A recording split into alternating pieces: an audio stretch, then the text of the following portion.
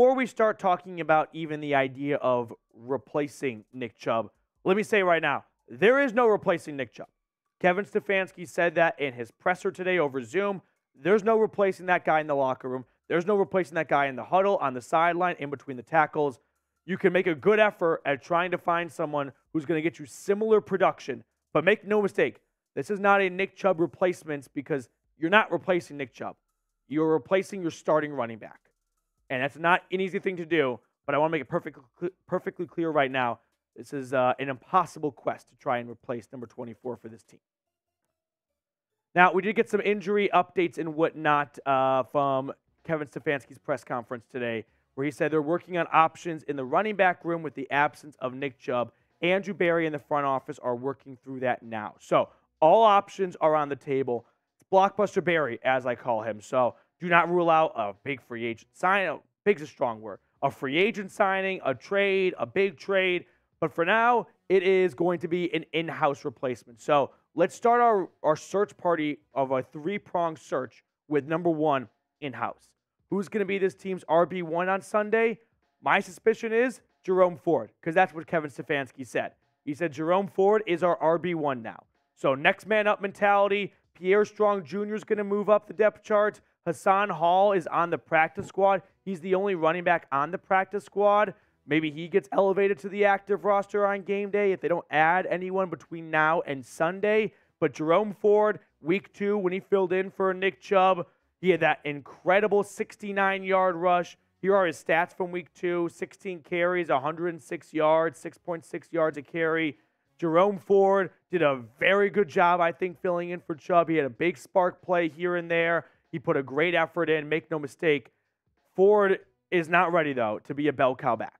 Like, this running back room cannot proceed forward as it's currently constructed with Jerome Ford, Pierre Strong Jr., and say Hassan Hall gets promoted from the practice squad. No. Kevin Stefanski said it himself, there are going to be changes made. There are going to be additions to this running back room. Andrew Berry and his team are running through all those options. But Ford, he's going to be a good fill-in for the time being, but he's not going to be the long-term guy to get you 20 to 25 carries a game or something like that.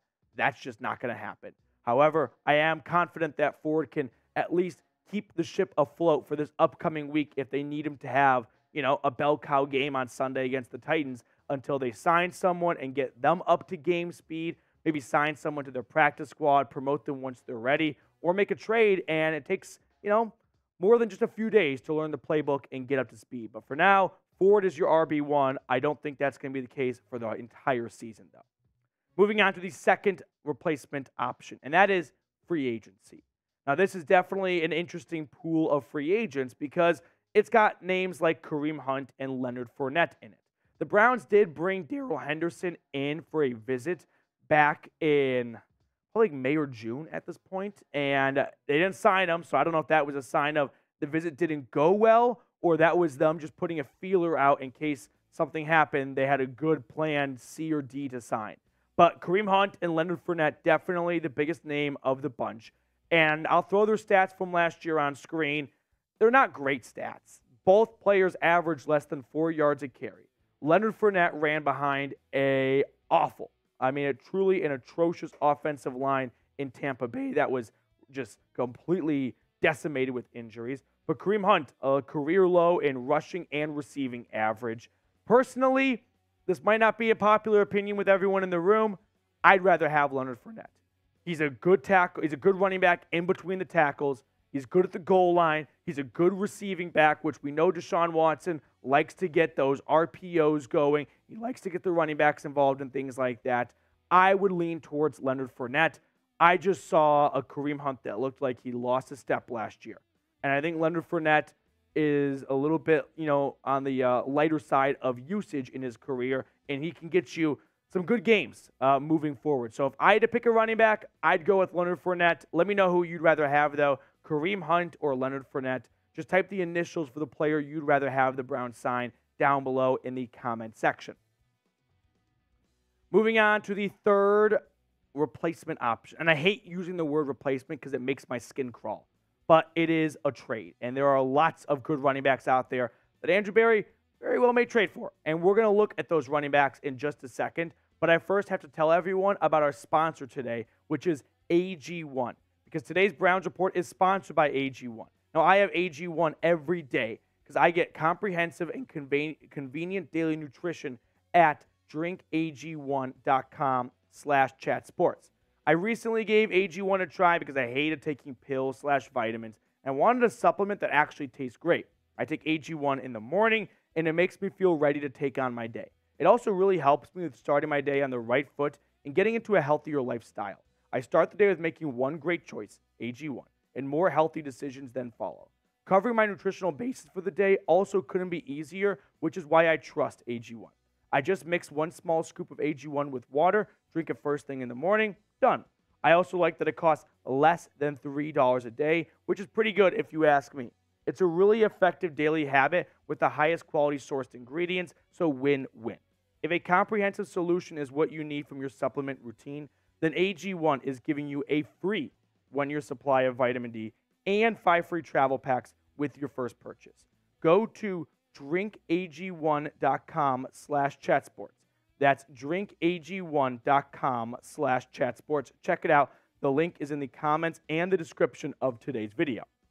Now, let's check out the trade targets. I've got 5 names, and there are more, but I'm going to limit it to these 5 for the time being. Jonathan Taylor, Tyler Algier, James Conner, Deontay Foreman, and Cam Akers. All 5 of these players come with very different backgrounds and, more importantly, very different trade values. So we've got guys who could go for a first-round pick and guys that could go for a 7th-round pick. So I'm really covering all my bases here as players the Browns could target depending on how much money or how much assets they want to spend on replacing Nick Chubb. I think a trade will happen eventually. I think Jerome Ford will be this team's RB1 on Sunday against the Titans. I don't think he's going to be the RB1 for the rest of the season, though.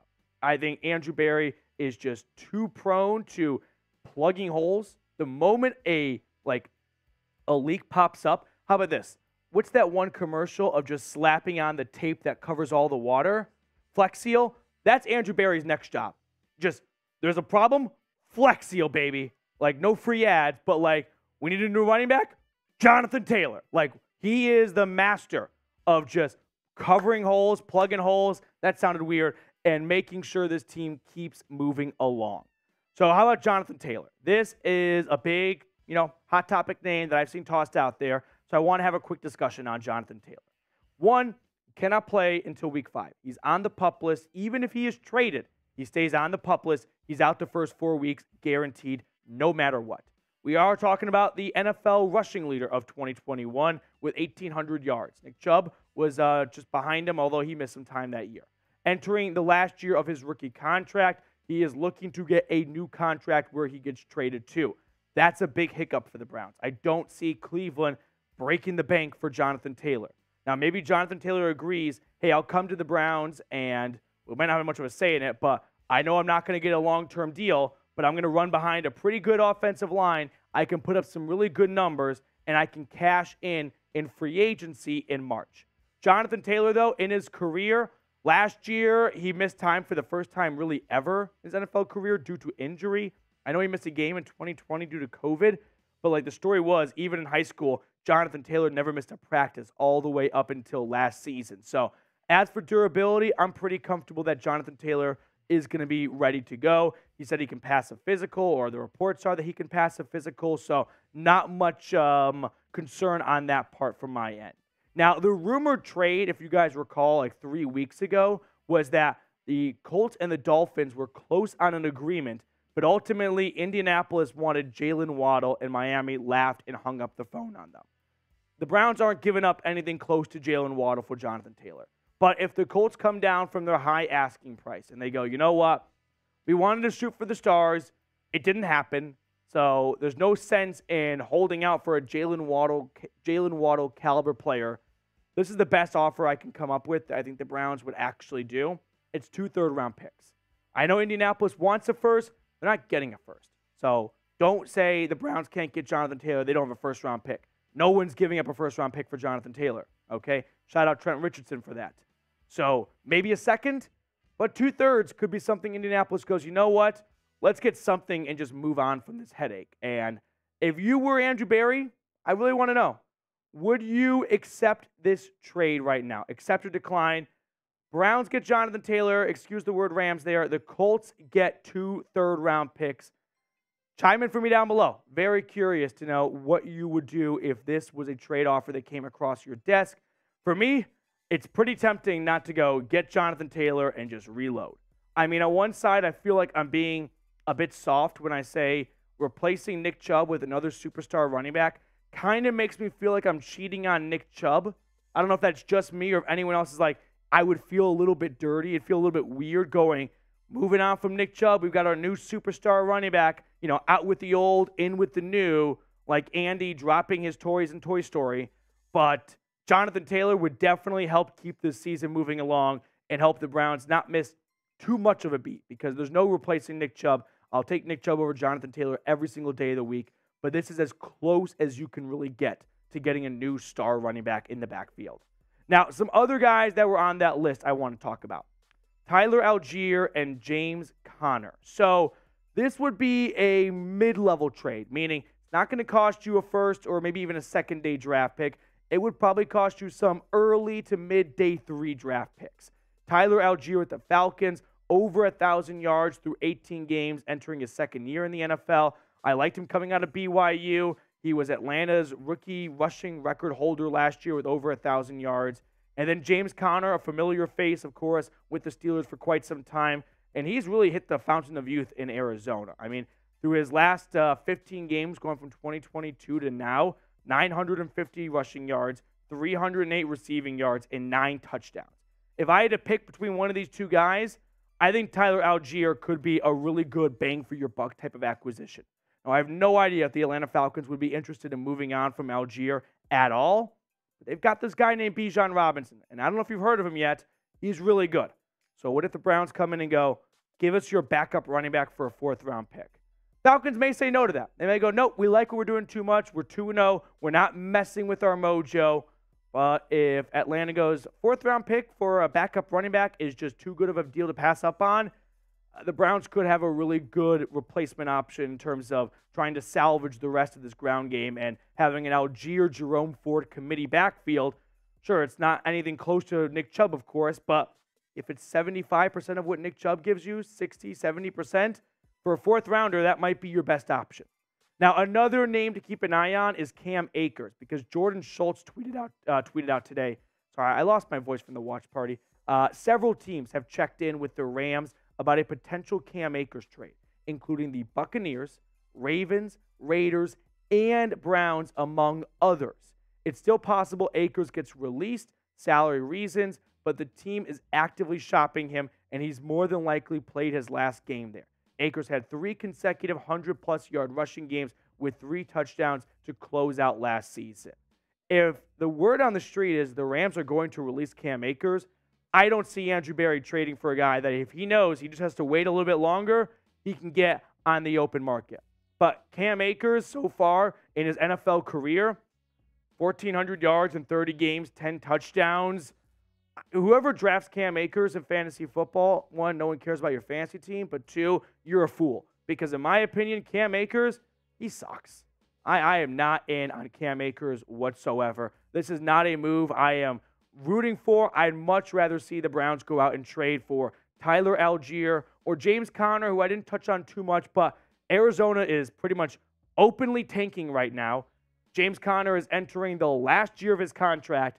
I think Algier or Conner, if either player is available, and if they're not, sure, then this is a pointless conversation. But more or less, every player is available. Like, every player has a price, especially running backs on tanking teams and backup running backs. So I think those two guys are definitely someone you could give a phone call for.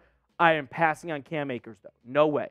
I don't know what is going on in L.A., but this is the second time in 12 months Cam Akers has been a healthy scratch, inactive, benched. No idea if he's just not a good fit in the locker room, but I don't want to bring that over to Cleveland because it's not like he's a healthy scratch because they have some other superstar running back they want to get the ball to. I don't know what the issue is with Cam Akers, but I don't want to find out. Now, before we get on out of here, if you enjoyed today's show, consider subscribing because we are trying to reach 24,000 subs, which is just not great timing, I would say. But we are less than 300 subs away, 219 if my math is correct. So consider subscribing to the channel and get the best Browns content out there.